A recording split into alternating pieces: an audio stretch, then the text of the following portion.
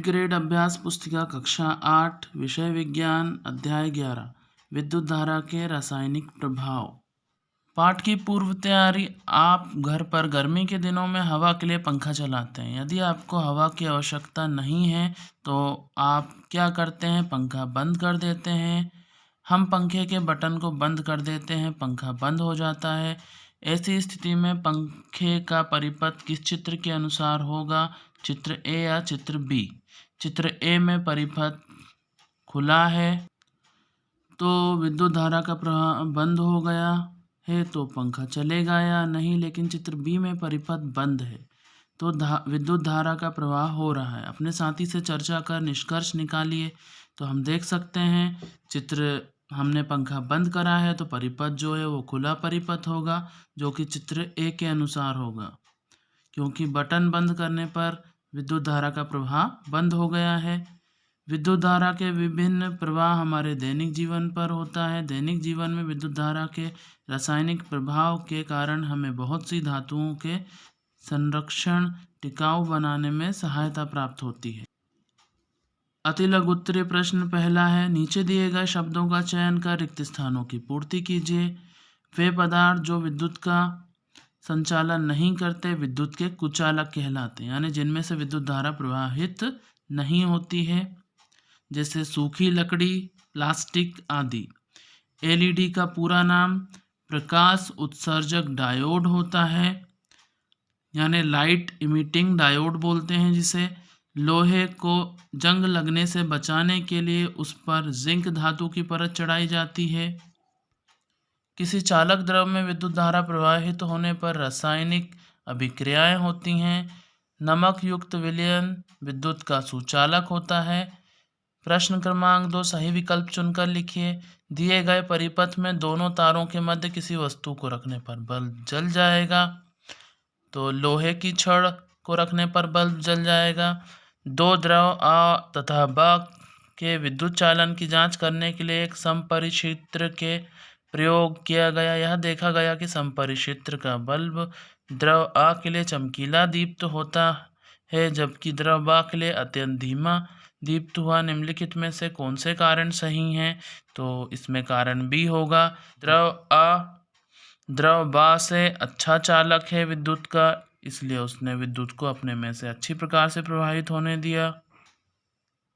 साधारण बल्बों के स्थान पर एलईडी का प्रयोग अधिक क्यों किया जाता है? कौन सा कथन सही है? तो पहले इसमें कम बिजली का उपयोग करना, लंबा जीवन और अधिक प्रकाश देना, तो ये तीनों विशेषताएं एलईडी में होती हैं, यानी हमारा उत्तर होगा डी। निम्नलिखित में से कौन सा विलयन विद्युत चालकता नहीं दर्शाता? तो शक्कर का विलयन विद्युत चालकता नहीं दर्शाता है। एक विद्युत धारा उत्पन्न कर सकती है, तो तापीय प्रभाव, रासायनिक प्रभाव, चुंबकीय प्रभाव, विद्युत धारा ये सभी प्रभाव उत्पन्न कर सकती है, इसलिए हमारा उत्तर होगा ऑप्शन डी, उपरोक्त सभी। आसुत जल में विद्युत का चालन क्यों नहीं होता? कारण लिखिए। आसुत जल में लवणों की मात्रा बहुत कम होती है, इसलिए आसुत जल विद्युत का चालन नहीं करता है। प्रश्न 2, दिए गए पदार्थों को विद्युत के चालक एवं कुचालक पदार्थों के रूप में वर्गीकृत कीजिए।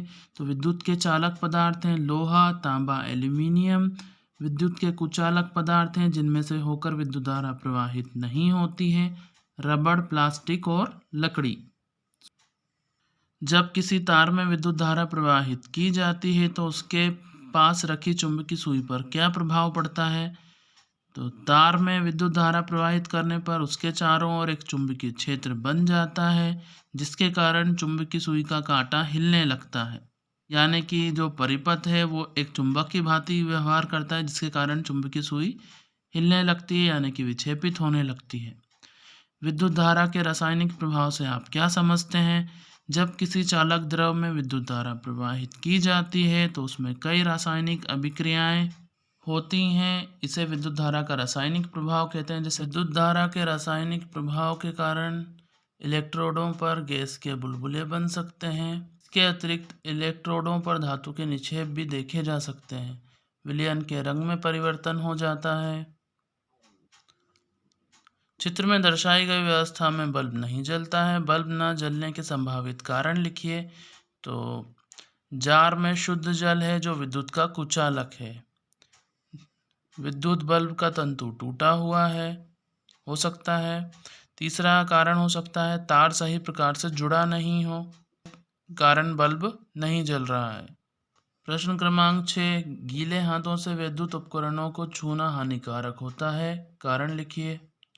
जल में लवण घुले होने के कारण जल विद्युत का अच्छा चालक होता है। गीले हाथों से विद्युत उपकरणों को छूने पर हमें विद्युत का झटका लग सकता है, इसलिए गीले हाथों से विद्युत उपकरणों को नहीं छूना चाहिए।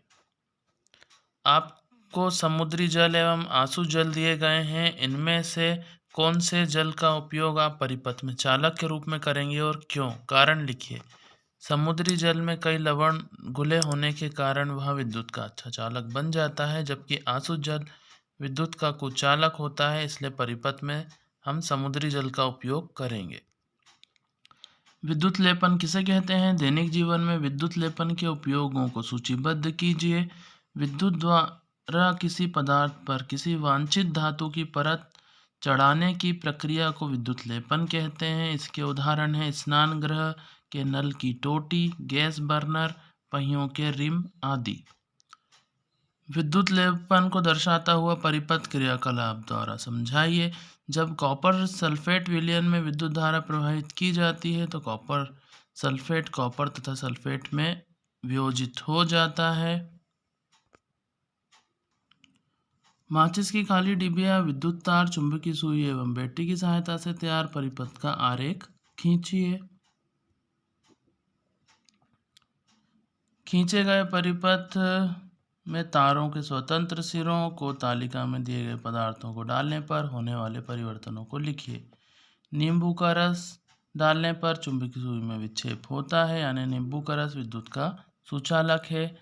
सिरका भी विद्युत का सुचालक है, जबकि आसुत जल और शहद विद्युत के कुचालक हैं। समपरिक्षित्र के सिरों को नींबू के रस में डुबोने पर चुंबकीय सुई में विक्षेप होता है। सिरके, दूध, आलू भी चुंबकीय सुई को विक्षेपित करते हैं, जबकि आसुत जल कोई विक्षेप नहीं दर्शाता। शहद भी कम विक्षेप दर्शाता है। प्रोजेक्ट पहला है विद्युत सुचालक एवं कुचालक पदार्थों की पहचान के लिए एक विद्युत परिपथ का निर्माण कीजिए तथा नीचे एक बंद विद्युत परिपथ तथा खुला विद्युत परिपथ आरेख भी खींचिए। परिपथ के तारों के मध्य अलग अलग वस्तुओं को जैसे माचिस की तीली, नल का पानी, नींबू का रस, लोहे की कील आदि को लगाकर परीक्षण करते हैं और अगर विद्युत का प्रवाह होता है तो पदार्थ सुचालक है, नहीं होता है तो पदार्थ कुचालक है। शाला एवं आपके घर में बिजली बचत के लिए आप किन किन उपायों को अपनाएंगे, सूची बनाइए।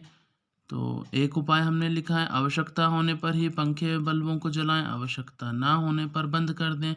विद्यार्थियों, आप अपनी तरफ से अन्य उपायों को ज़रूर लिखें। प्रोजेक्ट 2, अपनी शाला, घर, मोहल्ले में ऐसी वस्तुओं की सूची बनाइए जिन पर विद्युत लेपन किया गया हो। तो स्नान गृह के नल की टोटी, गैस बर्नर, साइकिल के हैंडल, चांदी या सोने की पॉलिश वाले आभूषण। इसके अतिरिक्त अन्य वस्तुएं भी हो सकती हैं जिनके नाम आप इस सूची में आगे जोड़ें। अपने घर की कुछ ऐसी वस्तुओं की सूची बनाइए जिनमें विद्युत धारा प्रवाहित होती है। तो टेलीविज़न, विद्युत प्रेस, रेफ्रिजरेटर, विद्युत पंखा इसके कुछ उदाहरण हैं। आप अपनी तरफ से कुछ अन्य उदाहरणों को भी जोड़ें। मुझे उम्मीद है विद्यार्थियों आपको ये वीडियो पसंद आया होगा। अगर आपको ये वीडियो पसंद आया है तो चैनल को सब्सक्राइब करें, वीडियो को शेयर करें, लाइक करें। वीडियो देखने के लिए आप सभी का धन्यवाद।